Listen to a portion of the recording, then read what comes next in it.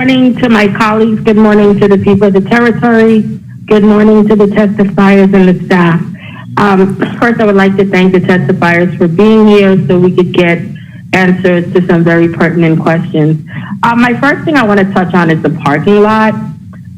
What benefits have you seen with the parking lot? I know it's still continuously being worked on, but since it's been opening, what positives can you share with the public since it's opening? Well, it's a big impression to the public in as much as folks are now able to park there, go away. They could go away for weeks, months if they want. It's better for us. But people have the ability to park. People with a disability, there are spaces designated for them. They could park and they take the elevator and continue about the business. It helps the traffic flow much better than it was. And overall, that's a project that was a federal grant that we got. And I don't know, Ms. Penn, you could tell us. Okay. Ava Penn, roughly, she could give you some idea what the parking lot is doing. Good morning, Ava Penn, Director of Financial Affairs. Since the opening of the Dale Gregory Transportation Center on April 22nd, SECA parking lot revenues have increased by 307% from April to September. Excellent. Excellent. I'm happy to hear that. Do you know the U.S. Solar Company's nasty little secret? What I also want to hear in regards to the port, I know in regards to the expected expansion, when do you think you're going to be able to roll out plans, or how do we get an idea of what this is going to look like?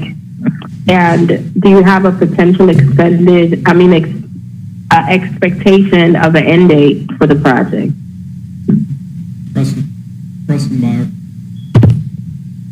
Preston Bauer, Director of Engineering. As it relates to the timeline, we're looking at getting everything set with Sky City for the airport by Q1 or early Q2 of next year. We are currently undergoing some conversations with them in terms of the overall plan and construction plan for both facilities. So we're expecting to have more concrete set of design drawings in that time frame, with the idea of commercial and financial close immediately following that. Oh, okay. Thank you for that. The airport is considered I think a level 1 when it comes to its setup and dealing with the bridges. What do you think? Is there going to be in this plan, or have you guys negotiated or discussed for more bridges to connect to the different flights? Because right now they use the stairs. Is that something we're going to see a larger footprint, so for the connection for bridges to come in the jet bridges?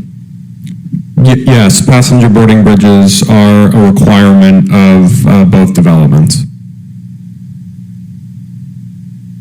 I know they're a requirement. I'm asking, are we going to increase? Have you negotiated an X amount of how much it's going to be? Or is that something that's going to be finalized during the development? So we currently, at this stage, have 0 passenger boarding bridges at either facility. And so we're working on them when it comes to the number of gates. There are plans that are maintain the same number of gates, but increase efficiency and turn time for the airlines. And then we've also required them in their plans to demonstrate the future expansion capabilities of both facilities that would increase the number of gates and passenger boarding bridges. Okay.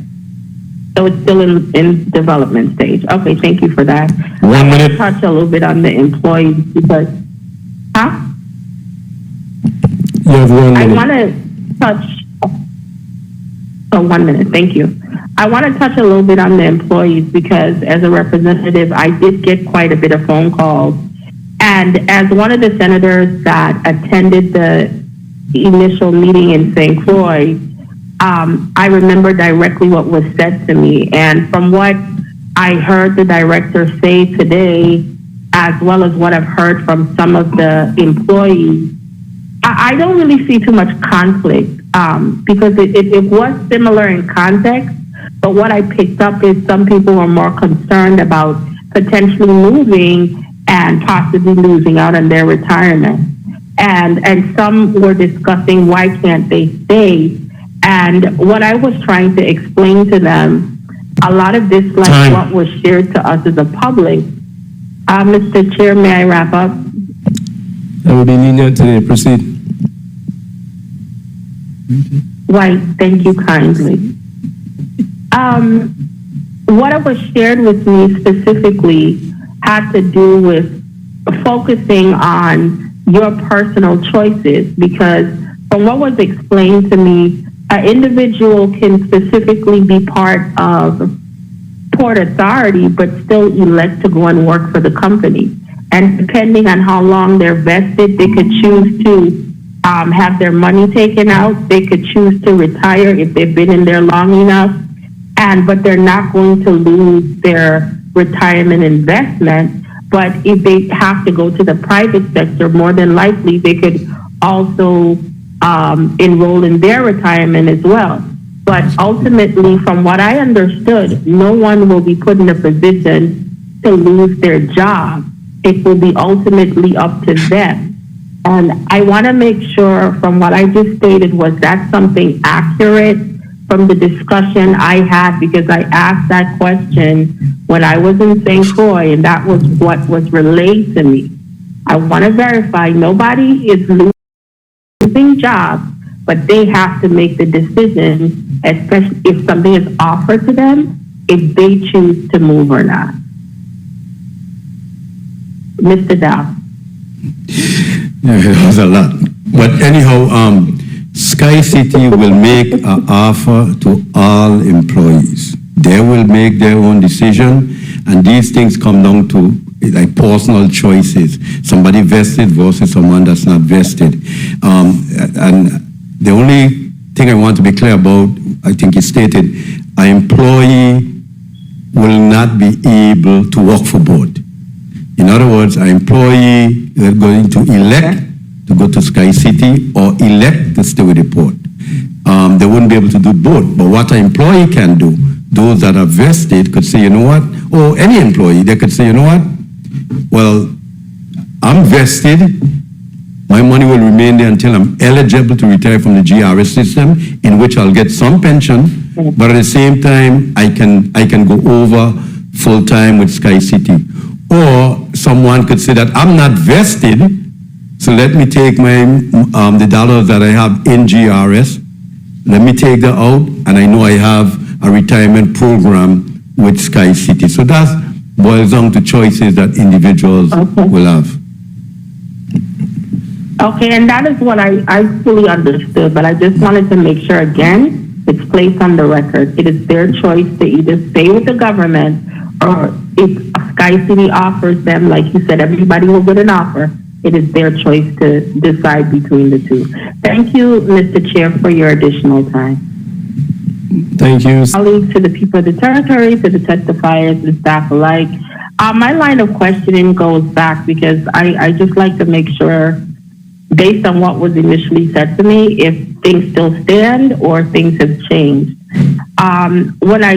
One of the questions I directly asked Port Authority Director Dow at the meeting I attended in St. Croix had specifically to do with the simultaneous build out of both of the airports in St. Thomas and St. Croix, because I get very concerned with projects where one might linger behind the other. And what you did share with me back then is that you will be making sure that they start and worked on simultaneously. Is that something still in the plans, and that's the intention of Sky City to do these two airports simultaneously? Yes, that's correct. We expect both facilities to begin at the same time. Okay, thank you for sharing that.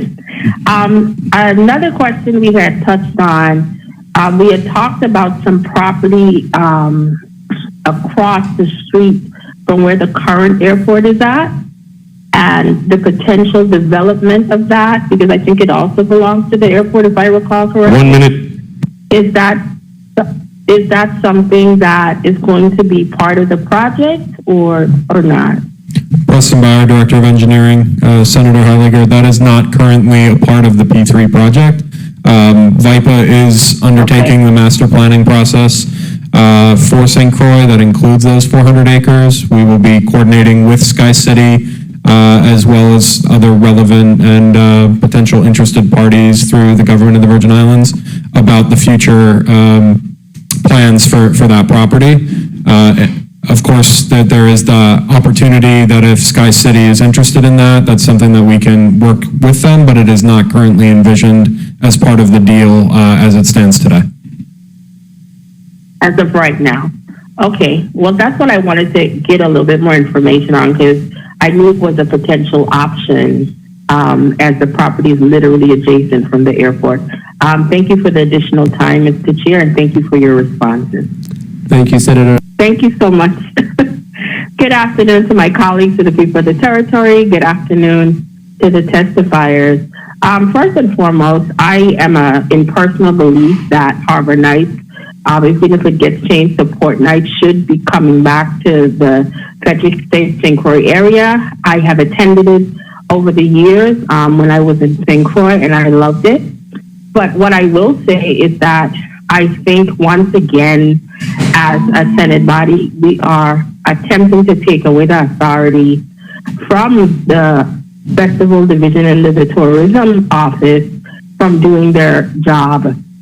When that piece of legislation was passed, it was vested into that department, and that particular division was created for things such as this.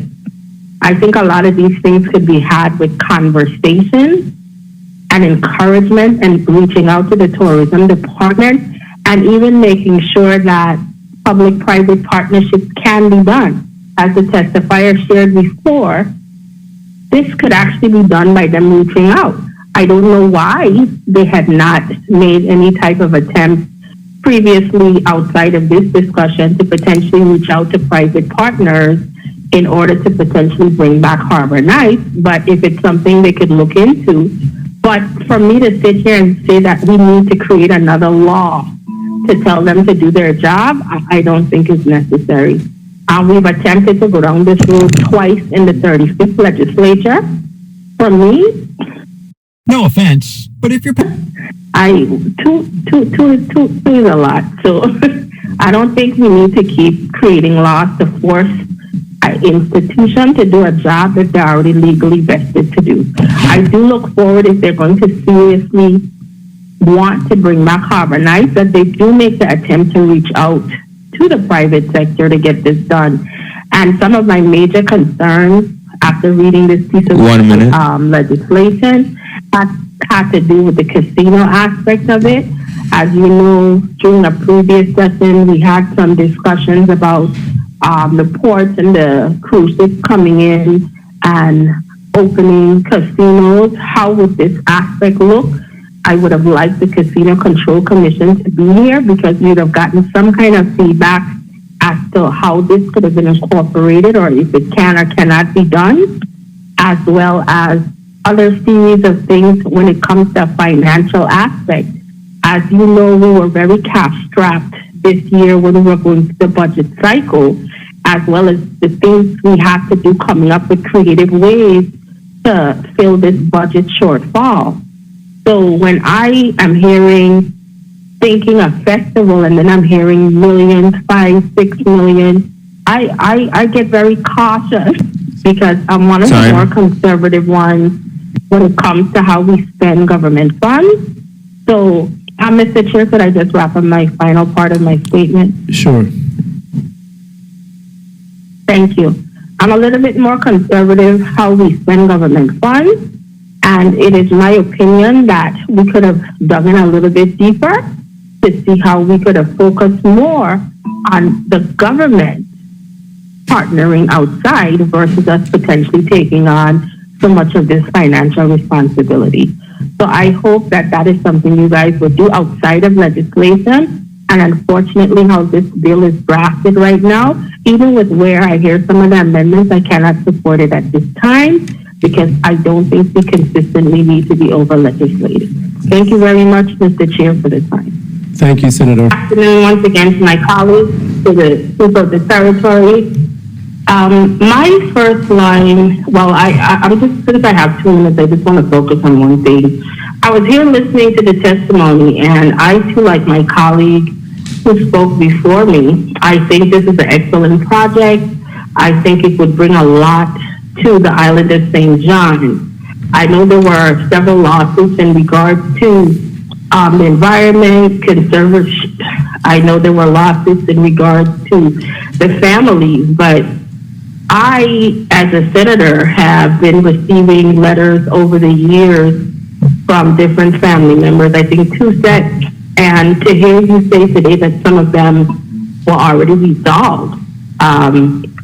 Some have already been settled, but I listened to you very attentively, and there was one that you said that it's still being drafted and discussed. And I think you said the attorney said that the family has settled, but I'm still getting letters up until yesterday from family members saying that this is still not resolved. So as a senator, I'm very much confused as to what is the reality here. Because on one end, it's being represented here on the Senate floor that this has been resolved, but as of the 12th yesterday, I think I got a letter, and I even got a copy of one this morning, stating that when it comes to the Clinton and family, they're not happy, and it's not resolved. And that is the one case that you guys mentioned that is still being settled. So for me, I am with my colleague that I think that situation needs to be made whole and have some kind of serious resolution to it, because, you know, I am all for the economic development. Sorry. I think this project would be great for St. John, but I am not about trampling on the people of St. John in order to get it done. So hopefully we get some resolution in regards to that, and you would see my support, but until then, I will be awaiting the final resolution for that aspect. Thank you, Mr. Chair, for the time. Senator Francis, Senate President Francis, you're next.